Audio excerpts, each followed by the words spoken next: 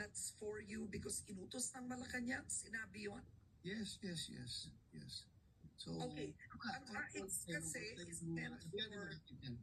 Oo. So AIX is meant for medical assistance, burial, transportation, education, food, financial assistance, other support services, which honestly speaking, I'm against ayuda being coursed or allotted for senators, but let's move on from that point of view. So, Karen, let me clarify this, ha. Yung AIX, matagal na yung programa ng gobyerno noon pa. DSWD talaga yan, nasa DSWD yan. Pero yung AKAP, pag boom, lumabas lang ito na, hindi ito programa ng DSWD. Ito'y AKAP na create ng House of Representatives. Sila ang gumawa nito for their own whatever, for whatever kung anong gusto lang gawin dito. Wala dito. In fact nga, nagulat nga kami nung lumabas yung AKAP. I-differentiate natin niya, dahil yung AIX, matagal na yan na programa ng... Except AIX... AKAP ay bagong gawas ng labas lang yan. At hindi yan programa ng DSWD. Ang alam ko dyan is talagang ginawa yan ng House of Representatives for their own consumption, or whatever, kung anong gusto lang gawin. Pero, DSWD pa rin nag-implement. Pero sa kanila yan, entirely, during 2024 budget, wala ang Senado dyan dahil hindi nga namin alam yan eh. Ngayon lang, pampalubag loob, siguro, binigyan nila ng 5K kung inallotted sa Senado. 5 billion. 5 billion para pampalubag loob siguro sa Senado pagdating sa BICAM na hindi mag-oppose. But then again, I strongly oppose that particular item in the budget. Okay. Now you're making good points. Magkaiba sila, matagal na ang AIX. But let's talk about AIX for just a minute here. But what you're saying is, by the DSWD saying, sir, hindi kayo pwede tumulong using your AIX kasi inutos ng Malacanang, then it means ang ayuda is politicized. It becomes discretionary kung kakampi ka ng gobyerno. Correct. Nag-start yun nung ako'y nag-imbestiga nung PDLX. Nag-imbestiga ako ng PDLX, yun na. Kinatop na ng DSWD, hindi na ako pwede makaabil ng AIX yung naka-allot para sa akin, allotted sa akin, hindi na pwede daw. Stop na. So, you believe ang AKAP, alam ko hindi mo pinirmahan, hindi ka sang-ayon sa AKAP. Would you know ilan kayong senador ang hindi sang-ayon sa AKAP? I know also Senator Amy Marcos was concerned about AKAP, right? Ikaw, sino pa yung iba? Ako, Senator Joel Beleno, iba. Okay. Uli oposyan siya dyan. Hindi ko kasi makuha yung kung sinong hindi talaga pumirma sa Biden report, hindi ko makuha. Pero yung stand namin, mga senador, was lalong-lalo na nung 2024 budget, not the 2025. Nung 2024 budget, parang feeling, ang the general sentiment was that feeling na isahan yung Senado. Kaya galit sila na ayaw, bakit ganito? May pundo. Tapos nagdagulat na lang tayo. Parang ganun ang feeling. Kaya nagbabatyag na lahat nung pagdating ng deliberation ng 2025 budget na binabantayan na yung AKAP na yan. Yeah. Now, do you believe ang AKAP? Because ang COMELEC said AKAP is exempted from the election ban. So, pwede mabigay AKAP, it's startling na. Pwede mabigay ang AKAP during the campaign period. So kung ikaw ay senador, you are a re-electionist, tatakbo ka, may AKAP ka, idadaan mo sa DSWD, how do you believe will that be used for vote buying, electioneering? Kailangan pa ba itanong yan, Karen? It is being very clear naman yan pagdating doon sa baba kung sino nakakatanggap yan. Kundi, ay pumili ka kung sino gusto mong bigyan. Kung ito'y papasa sa may standard ang DSWD, di ba, na sinusunod, ito, pagbigay ng politiko, doon sa mga sa DSWD, ito dapat mabigyan. Validate ko noon ng DSWD. Sir, okay yan. Okay yan, pasado yan sa per hour standard. So, okay, bigyan. Pero, yung binigay ng pangalan ng politiko, yung recommended na receipt, Botante niya. Sigurado yan. Hindi lang botante, baka mga leader lang, mga watcher nila doon sa porsyento. So that is the system. So the system is the congressman or the senator will give the names to DSWD. DSWD then will give the AKAP. But in the end, yung binigyan, alam niya na yung kandidato ang pumili sa kanya. That is the worst thing that could happen. Pero ginagawa yan ng iba pa, pero hindi naman nila lahat, hindi ko nila lahat. Meron kong alam na hindi rin namimili, basta tawag nilang doon sa barangay kapitan o sa mayor kung sinong bigyan dyan o meron kayo dyan, bigyan nyo yung mga tao dyan, hindi nanggagaling mismo sa politiko. Meron din ganun nangyayari. Pero most of the time, lalo-lalo na ngayon, ka-election period, sigurado, yung iniisip natin, yan ang mangyayari. Because ang narinig ko, and these are from people who have actually received AKAP, no? Ang mga kasambahay na nakausap ko, yung iba, yung AKAP nila, niraraffle. Pangalawa, bago makatanggap ng AKAP, tinatanong kung voter ka ba, botante ka ba sa lungsod na to. Kung hindi ka boboto, wala kang AKAP. So that's why if Comelec is listening to all these issues, siguro it would be prudent on their part na ipagbawal talaga ang distribution nitong mga ayuda-ayuda na ito during campaign period. Ako I'm not anti-poor. Ang recipient nito ay yung mga mahirap talaga. Pero pagdating na to the point na magagamit ito sa election, then dapat Comelec should be prudent enough to decide na ibawal ito talaga. Ibawal dapat talaga. Kasi malaki epekto ito sa isang ordinaryong tao na hirap makabili ng 1 kilong bigas. Pag mabigyan ka ng 3,000, 4,000, 5,000, malaking bagay na ito. At iisipin mo talaga kung sino yung politiko na nagbigay nito, most likely, it will influence your decision come election day. Talaga, kaysa naman yung hindi nakapagbigay, hindi ka napansin, hindi ka bigyan ng 1 kilong bigas, doon na lang ako sa nagbigay ng 1 kilong bigas. That's how the poorest of the poor thinks. So, dapat ipagbawal lang pilik ito. Okay. All right. So just for the record, in case binigyan ka ng AKAP, no? Sa Senado, they release it. It's a whole other issue why Comelec exempted it. But kung bigyan ka, will you accept it?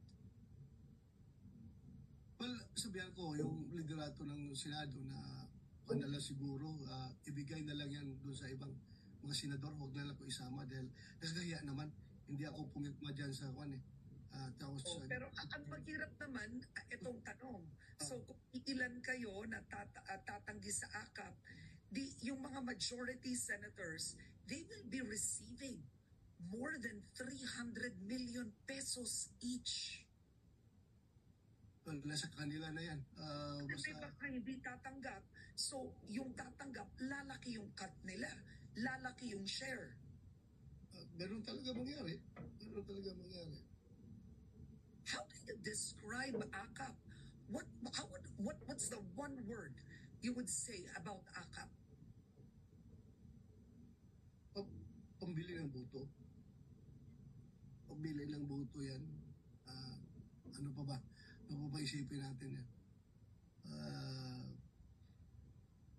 Kung tutusin sana, no, kung out of the picture ang politiko dyan, totally let DSWD do it. That is government's money. That is people's money. Ibigay yan sa taong bayan. Then, without the presence of the politicians, without the politicians' intervention, napakaganda sana. Anyway, pera ng taong bayan, ibigyan para makakain, makabigay, bili ng bigas. Bigay yan. Basta wala lang yung hand ng politiko sa likod. But and the timing. That question, kung itatanong natin ang DSWD, kaya ba nila yan? Kaya ba nila yan? At end of the day, magsusumbong ito mga congressman na ito, mga mayor na ito, mga sino mga politiko na ito, magsusumbong yan doon sa Malacanang. Bakit yung DSWD, tinanggalan kami ng papel dyan sa aming allocation na yan, aming plan. So, alam mo na, very complicated ang sitwasyon natin. Okay, all right. So let's move on from that. So if you are offered AKAP, will you take it or not take it? No, I will not take it. I will not take it. Okay, you Kahit will not. kahit nahirap ako sa eleksyon, kahit na wala akong pampalubag loob doon sa kung sinong dapat lulubagin natin ang loob, I will just appeal to their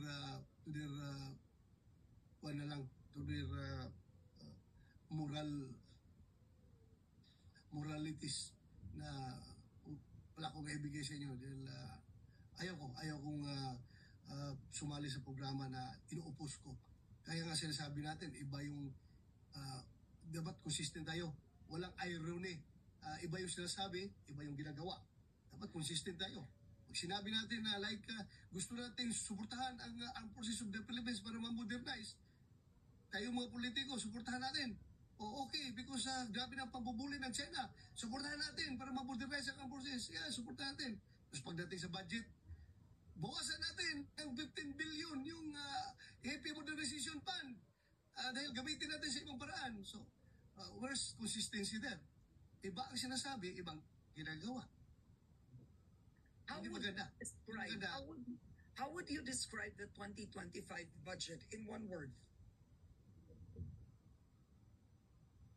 Hello?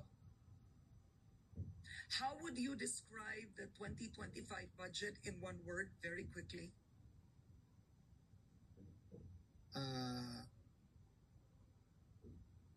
The worst. The worst. Okay. Why is that? Just quickly, why is this the worst? Number one, yung sabi ng konstitusyon, dapat ang education sector ang makakatanggap ng napakalaking portion ng national budget. Pero lumabas after BICAM na binawasan pa ka education at ang pinalaki yung DPWH. So, that's number one. Talagang na-violate yung konstitusyon. So, ni-repair nila, inayos nila. Pagdating bago pinirmahan ng Pangulo, pinalabas nila na mas malaki na ngayon ang education sector. Dahil sa ni-rearrange nila meron silang mga pinito at ni-rearrange yung lumabas ngayon na malaki na daw yung education sector.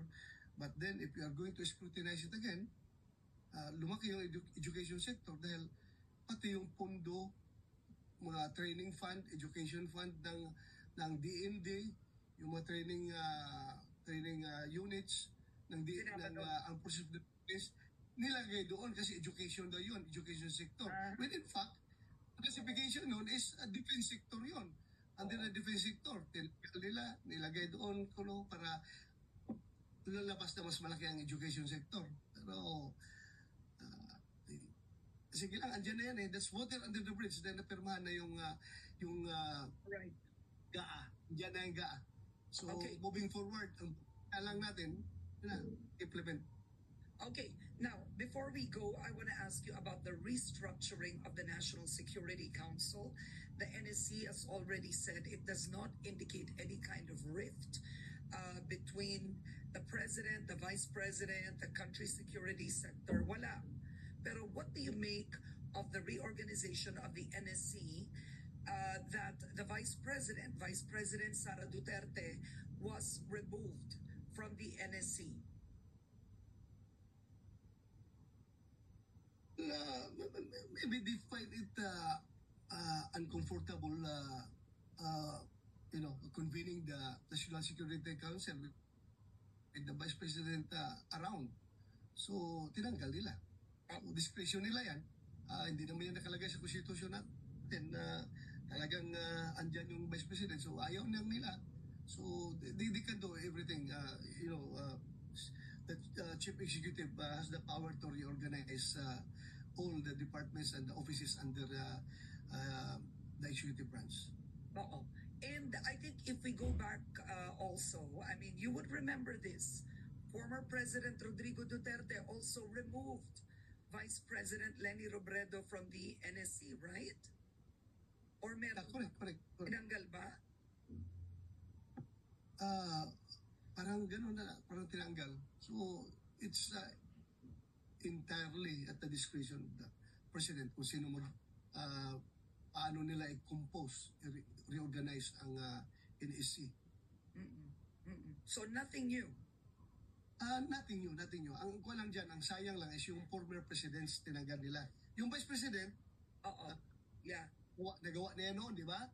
In the case of Vice President Leni Robredo.